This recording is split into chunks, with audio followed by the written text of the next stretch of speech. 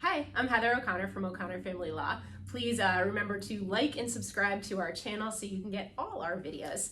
So right now I have attorney Fletcher here. She is the managing attorney at O'Connor Family Law. We're going to talk about some financial issues that you want to be aware of leading up to a divorce and then, throughout the divorce, depending on how much time we have.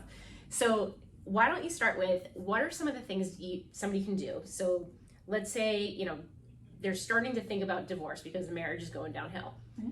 What are some of the things that they should think about of getting finances in order, or what they should look for before they drop the D word? So I would say one of the most important things to do when you're starting to think about divorce would be to look at your finances at that point, make sure that you're going to have the financial ability to hire an attorney when you need to hire an attorney, whether that be you have money in a separate account somewhere, or if it's going to be joint funds, or even reaching out to family in some cases. But it's, I would say, always better to start the process with an attorney if you're going to have one, than try to do it later and then have to maybe make up for all the things you might have missed. But the financial aspect, as far as being able to afford an attorney at that point, probably one of the big ones. Once a divorce is filed, you're unable to make big changes to your finances.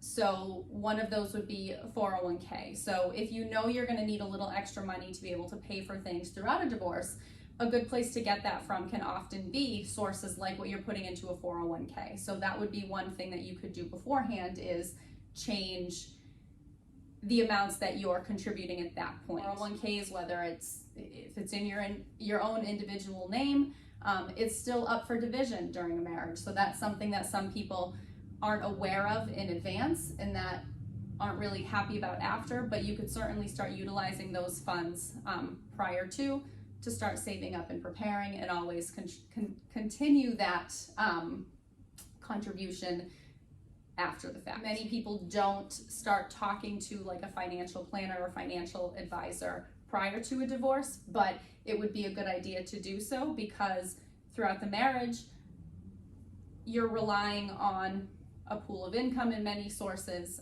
You're going to have to be relying upon a different pool of income following the divorce. So throughout the divorce process, it's helpful to know what it is you may need after the divorce, so you can ensure that you're doing what you need to throughout the divorce process to set yourself up in a position at the end where you know you'll be okay, financially speaking, once all is said and done. What if it's a situation where, let's say we're married, and you take care of all the bills and I just do everything else? I don't know what's going on.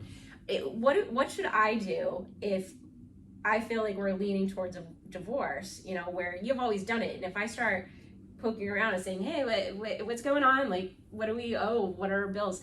That can send up some red flags. Is there any steps that I should be taking to make sure that I'm protected if I think a divorce is coming? So throughout the divorce process, if there are things that you don't know about your finances and bills and everything, you will have the opportunity to see all of those things through discovery and in that process. But certainly leading up to it, looking into any of the information. If bills do come to the house and are left out, maybe take a peek at them and see what it is that you're paying for certain things each month, how much the mortgage is, how much the electricity is, all of those things. If your name is on certain accounts, you can call directly there if you think it's going to throw up too many red flags in asking about the bills, or just try and bring it up in conversation. Hey, I've never had to do this, but I'm curious. What do we pay for this? What do we pay for that? I want to make sure we're, utilizing the funds that we have appropriately, not overspending, or what do we have left over each month? Certainly informing yourself ahead of time about what's there, what the bills are, is very important to do, but it is something as well that if for some reason you can't get the information, you'll find it out throughout the process, one way or another. So what happens if it's a situation where I really don't know what's going on because during our marriage, you have done all the bills. And so I do start snooping and I break into your office and I look through the documents, and then I suddenly find out that you have a gambling problem and you have been squandering all our money and we are drowning in credit card debt. What can I do? Call us right away. Yeah, pretty much. No, I mean, I would certainly make sure that you keep track of all of the records that you're seeing, because if that is the case, while a party is supposed to be forthcoming and honest and give all of the information that is requested, that's not always going to be the case, especially if it's going to look bad upon one party. So I would say, now that you're aware of it, make sure you're keeping an extra keen eye out for it, and certainly provide all of that information to your attorney as best as possible. And certainly upon finding out that information and that this is an apparent problem, you would likely want to file for divorce immediately, and potentially go in on an emergency motion to try and get an order from the court, either prohibiting the behavior, not allowing him to use certain assets, freezing certain assets that may be there and available. Because just like while assets assets purchased during the marriage or acquired during the marriage are marital property, debt acquired during the marriage is also considered marital debt, whether it's accrued individually, jointly. That's where it's important to definitely make sure your attorney knows that this is going on, because all of this debt you're not going to want in your name. So at the end of the day, your attorney can try to help you make sure that you're not on the hook for this debt. Try and have it attributed to your spouse, so long as it can be proven that, yes, this was debt he or she was accruing. And unfortunately, there are no black or white answer as to what's going to happen, because if all of this debt was accrued during the marriage, even in that individual name, the judge could also look at the fact that, well, was the spouse also earning a lot of money from it? Were they winning a lot through the gambling as well? And was that money being utilized to fund certain aspects of the marital lifestyle? Were you taking this and going on lavish vacations or buying fancy cars, things like that?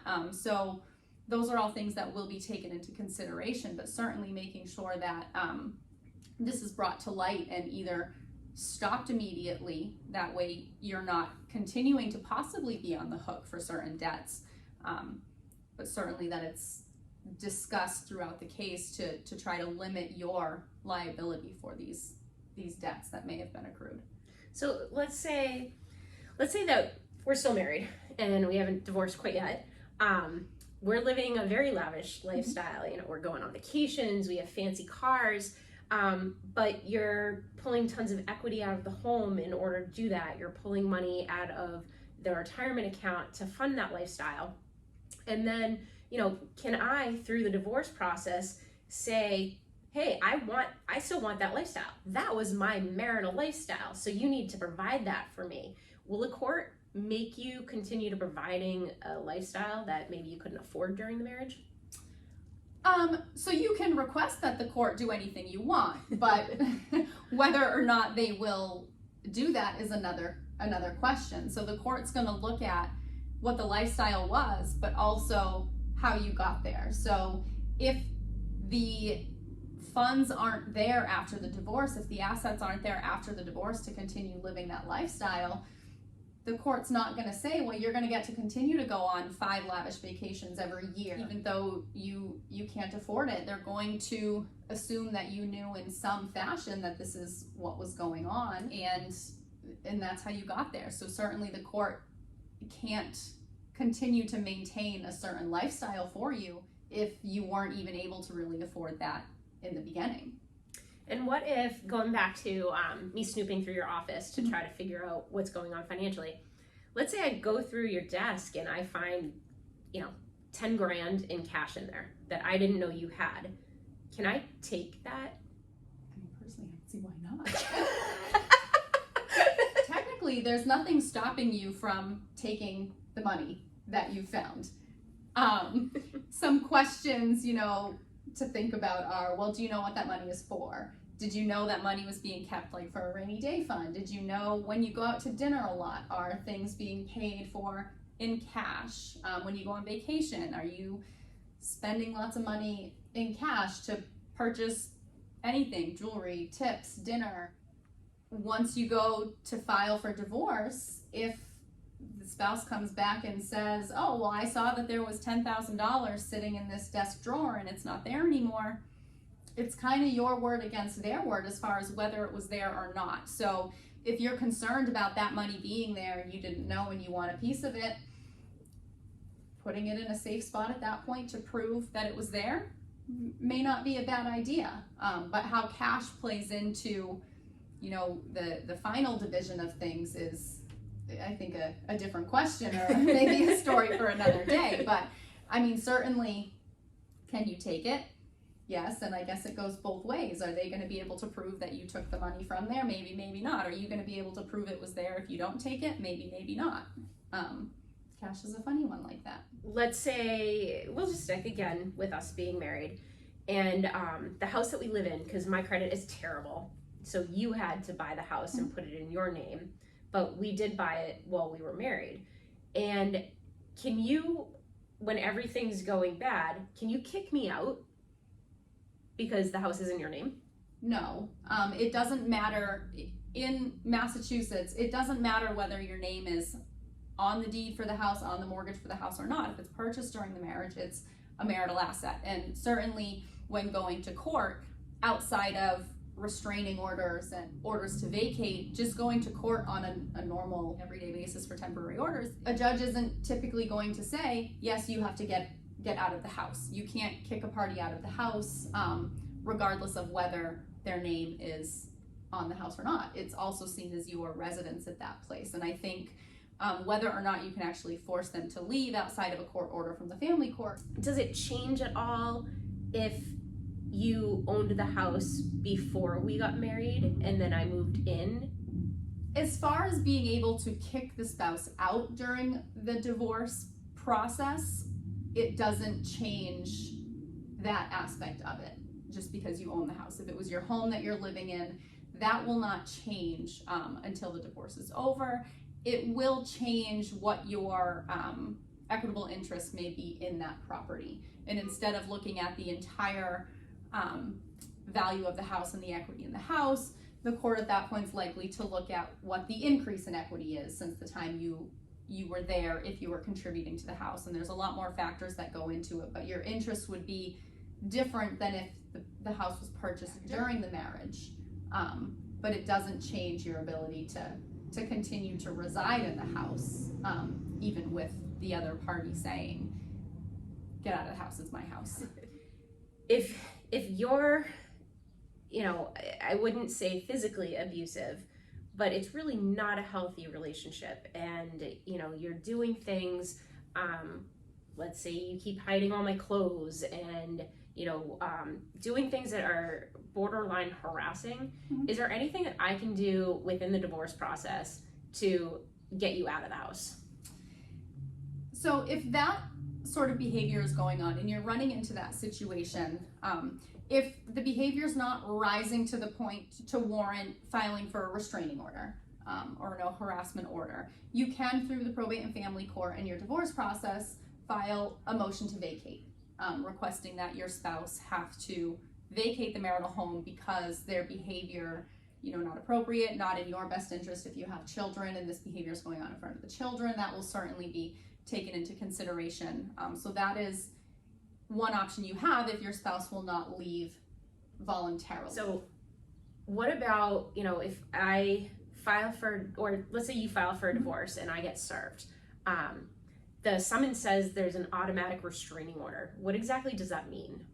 So the automatic restraining order that is put in place upon the divorce process beginning, it's put in place on the party who's filing the divorce upon them filing the complaint, and it becomes active for the person, the defendant, receiving the summons when they're actually served with the complaint for divorce.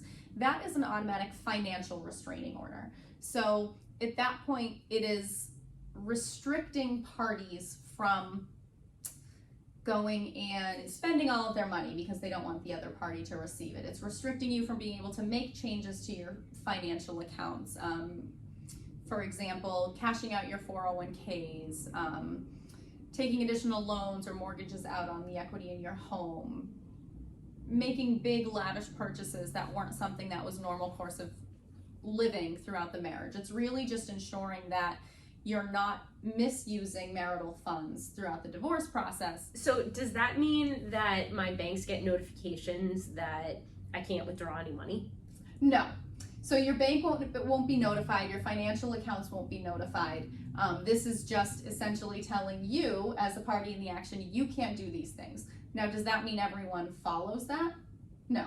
And there are plenty of circumstances where parties will still go and do things which violate the automatic restraining order. They'll change beneficiaries of retirement accounts and life insurance policies. They'll take big cash withdrawals and try to, put it into another account that the other party can't see. That doesn't mean because they're doing this that you don't have any recourse. If this does happen, this is where you inform your attorney it's going on, and you can go in on a complaint for contempt and call out this bad behavior to the court and ask that they either have to reinstate what they had changed, put the money back, potentially have any money that was taken and put into a different account held in escrow. In doing so, you can ask that your attorney's fees have to be reimbursed to you by the party who is in contempt of the automatic restraining order. So where you said that it applies, so if I'm going to file for divorce, it applies once I file, but it doesn't apply to you until you get served. If I tell you that I'm going to go file for divorce ahead of time, and you know this, does that mean that you can go out and spend a bunch of money or move a bunch of money into a different account because you haven't been served yet? It will not look good on you if you do that. We'll go with that. Generally, this is, especially if you know and there's a way to show that, yes, you knew that this was coming, the court is not going to find it appropriate or like the fact that you did this. And just because you did it before the automatic restraining order went into place doesn't mean you're going to be able to keep it. It's money that is hopefully still there, that is still in the marital pot of money that can be divided. It may just be in a different account. Now, if you've gone and spent it all, the judge could then look at it and say, well, because you took, say, $50,000 that you knew you shouldn't have because you knew the divorce was coming, you were just trying to do it to get an extra $50,000, they may say that you've already received that $50,000 and you'll get $50,000 less at the end of the day. So can you do it? Technically, will it be beneficial for you? Probably not, and it will not give the judge a good impression at that point. So I think we've covered quite a bit, and so thank you for all of that. Hopefully you guys found that helpful. And again, like and subscribe to our channel so you can see all our videos, and I hope you guys have a great day.